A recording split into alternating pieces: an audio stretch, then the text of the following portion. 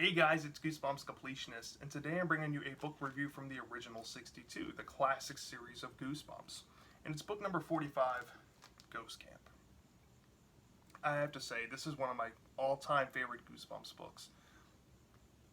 This was one of my childhood favorites. I reread it for, the summertime. I was craving this book, and I'm glad I reread it, and I basically justified my opinions I've had all these years about it.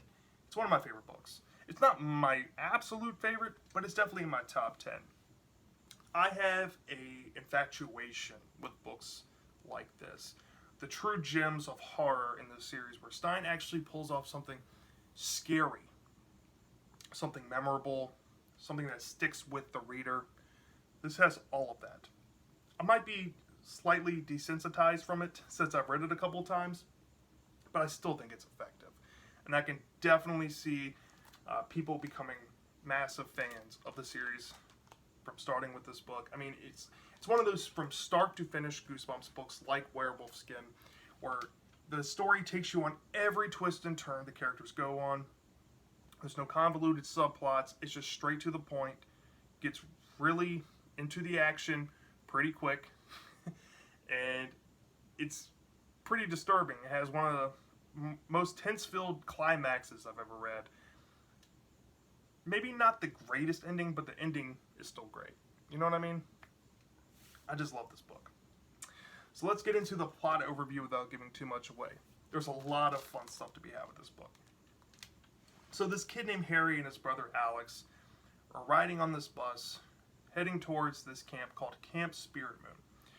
Now, Harry and Alex are last-minute additions to the camp. They accept late admissions in the middle of the summer. They couldn't make their mind up if they wanted to go to camp or whatever camp they wanted to go to. So their parents just sent them to Camp Spirit Moon, which is kind of like this generic in-the-woods, outdoorsy camp. Alex, he's like a talented singer. He's also the younger brother of Harry, who's the main protagonist. Alex is, like I said, a very talented singer. He would rather be at, chorus camp, and Harry's kind of the more intellectual kid. He would rather be at like science camp or something like that. But they're making the best of it. Harry talks about how talented he thinks his brother is, and how he thinks that he can lead a band one day.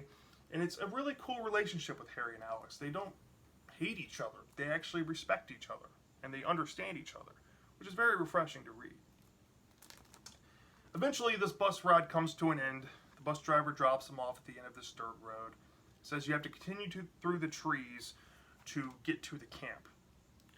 So Harry and his brother Alex, it's about to get dark outside. They want to make sure they get to camp before it gets too dark outside. So they head into the woods, and they start to feel like they might be lost. They don't know really where they're going. They just keep going until they reach an opening in a clearing, and they see some buildings. But nobody's there. And they start to panic a little bit. They're like, nobody's around. Maybe we came to camp late. Maybe everybody forgot about us. Maybe they left and, we're here by ourselves. Whoops. Until a camp counselor comes and greets them and says, hey, welcome to Camp Spirit Moon. Let's, get you to your cabin. And on the way to their cabin, they run into Uncle Marv. Now, Uncle Marv is the guy who runs the camp. He's the camp director. Uncle Marv is kind of a scary-looking man. He's bearded, disheveled, very tall, very vociferous, very intense eye contact. Kind of intimidates Harry and Alex a little bit. But Uncle Marv says, hey, we're a playful camp. We like to have fun, and we're going to get you set up and make sure that you have a fun time while you're here at the camp. So Harry and Alex get this inkling that something might feel off, but they don't know what it is quite yet. They make their way into their cabin, and they notice these blue puddles on the floors of the cabin. And it's not unlike anything they've ever seen before. They observe it, kind of, you can feel the cold radiating from it. They don't know how they feel. So they sit their stuff down in there, And since they don't have their camp uniforms to change to match everybody, all the rest of the campers, they have to wear the clothes that they came with.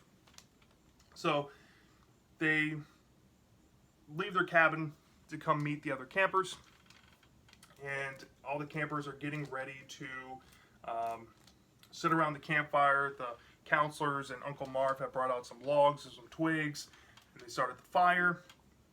Everybody's getting ready to roast some hot dogs. And this is when Harry meets this girl named Lucy. This girl named Lucy is just staring off into space. She's very quiet. She doesn't talk much. And Harry sits down to make a hot dog. And when he puts the hot dog into the fire, he drops the hot dog. And Lucy says, "Oh, I'll help you get the hot dog." And she reaches her hand into the fire and doesn't flinch. And Harry witnesses this. Literally put her hand in the fire. And Harry's like, "Is your hand okay?" She goes, yeah, it's fine. And he's like, "No, seriously, are you burned or anything?" She goes, "No, I'm fine." And then after she helps him get his hot dog, she says, "Hey, I have to tell you something. I need some help." Before Harry can figure out what the help is, Uncle Marv comes out and starts playing music around the campfire. Alex starts singing because he gets called on to sing, and everybody's like, "Wow, Alex is actually a really good singer." And this impresses a kid named Elvis, who Alex and Elvis basically become best friends off the bat. And Harry's really happy for Alex that he's made friends so soon. He's very supportive of his brother. He's like, "Yeah, this might be a fun camp. We can make some lemonade out of some lemons here." Then after the songs are done, the ghost stories start happening from Uncle Marv, who tells the first story about these kids who went to go tenting in the woods, and when they went to go set up their tents, this wood monster screams, "Get off my heart." They keep hearing these loud thumps, and the story cuts to where the woodland monster eats all the campers, trying to make camp on top of its body. And then the second story, which seems kind of morbid, is a story about how this fog dropped from the sky and killed all the campers and turned them into ghosts. Which, after the story finishes, Harry and Alex notice that there is a legitimate fog dropping from the sky. Now, when this fog drops, they notice that everybody in the camp has disappeared, and this freaks them out. So they realize that maybe there could be something to this, and Alex starts panicking.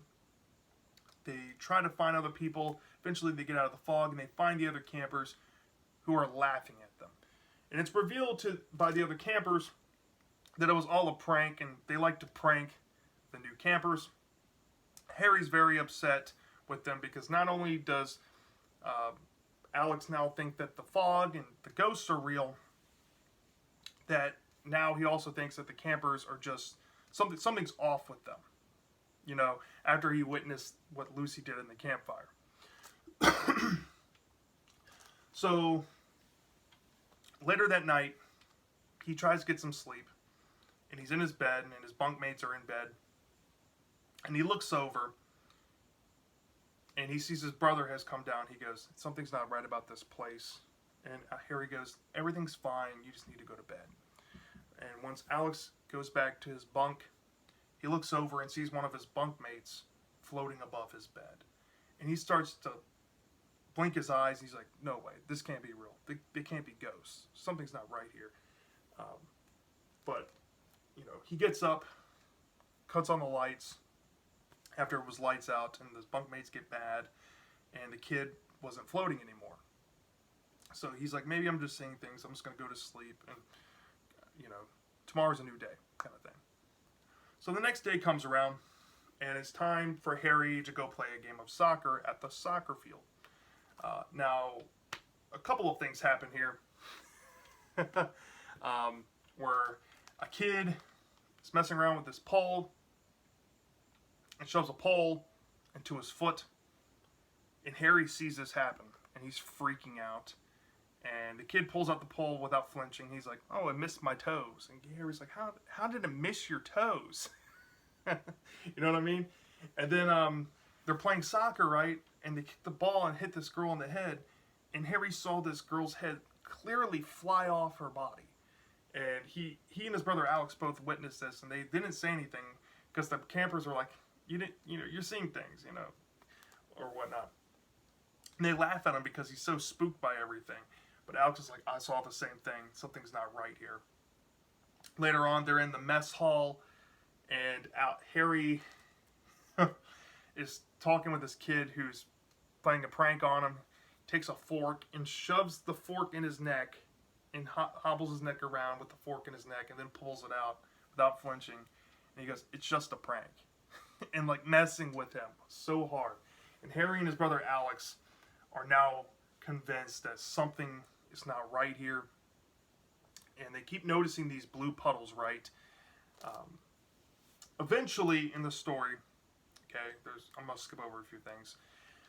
Eventually in the story, Harry is talking with Lucy. He's befriended Lucy. Like, Alex has Elvis to be his friend. Harry has Lucy.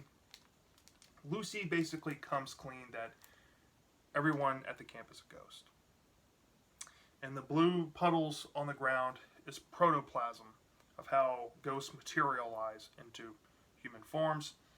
And the legend about the fog was true. And basically, what happened beforehand, Harry was like, okay, so, you told me how this happened, so what do you want from me? And Lucy basically reveals her intentions. Harry immediately runs back and says, "No, I'm not doing this. I gotta go get my brother." He goes and grabs his brother Alex. Him and his brother Alex dart for the woods, and they start hearing this really loud thumping sound, very reminiscent to the first campfire story being told. And then, of course, they have this really creepy scene dealing with the woodland monster standing on his heart, getting swallowed and eaten, and traveling down the stomach of this monster. And they come to this conclusion that if they say that it's not real, it can't be real. So they keep chanting that over and over and over again until eventually they find themselves on land again. But now they're surrounded by the campers, the counselors, and Uncle Marv in this field. And they all reveal what they want to do with Harry and Alex, basically involving possession. I'm just going to leave it at that. Now, there's a big climactic moment where Harry and Alex have to defuse the situation after basically almost being possessed, seemingly. And the two of them managed to find their way through the woods out to the highway. They found a way to get back to the highway. And then there's a big twist at the very end, and I'll leave it at that. But in a nutshell, that is Ghost Camp. So yeah, the strengths on this book, I mean, from start to finish, I loved Harry and Alex's relationship. It was very refreshing. I liked that they supported each other. I liked that they were very close. I liked that they didn't feel so distant from each other. You can sometimes get that in Goosebumps, but it's very, very touching in this type of story, especially how dark the story got. The setting of Camp Spirit Moon is very odd. It's very off-putting. It's not it's not like a Camp Nightmare where they, describe the camp into so much detail. The camp is kind of like the afterthought because you're supposed to be experiencing interactions with the campers more than experiencing stuff on the campground. That's the difference here. The interactions with these camping kids, the other campers, is absolutely terrifying. And it's almost like a mind-warping experience. It's almost like Inception, I would think, for these characters to be witnessing them having body mutilation done to them. By sticking their hand in fire, shoving a pole through their foot, being decapitated, shoving a fork in their neck, and nothing phases them.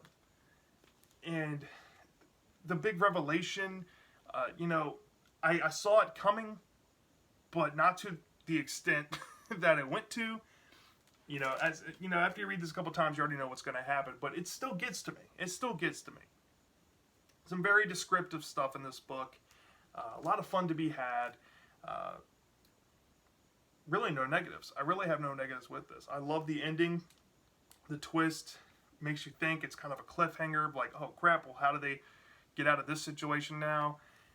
Yeah, it's just a great book. I love this book. I highly recommend this book to first-time Goosebumps readers, or maybe just some casual readers if you just want to read some of the highlights. Read this one.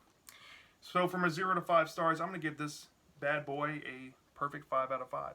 I think this is genuinely an amazing book. So yeah, that's my thoughts on Ghost Camp. Let me know in the comment section. Did you love it or did you hate it? I'm dying to know, and I'll see you next time.